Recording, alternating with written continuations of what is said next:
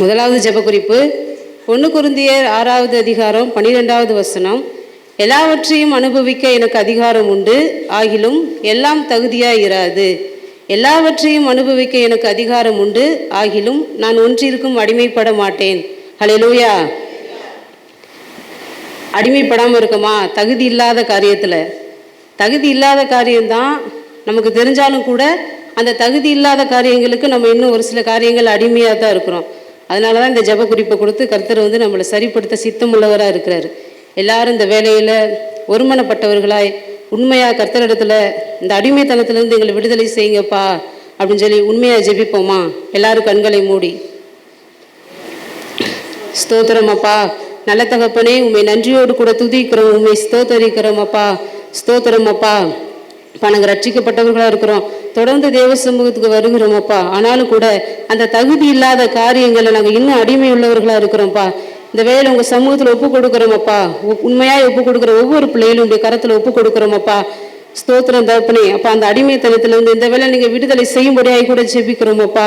ஸ்தோத்திரம் அப்பா. அந்த தகுதி இல்லாத காரியங்களுக்கு அப்பா விலகி ஓடுகிறவர்களாய் அப்பா எங்கள் ஒவ்வொருவரையும் நீங்கள் மாற்றும்படியாய் கூட ஜெபிக்கிறோம் அப்பா.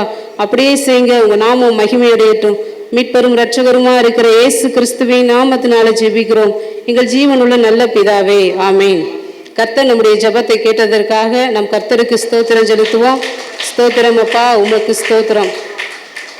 அடுத்த ஜெப குறிப்பு கொலோசையர் 3வது அதிகாரம் 24வது வசனம்.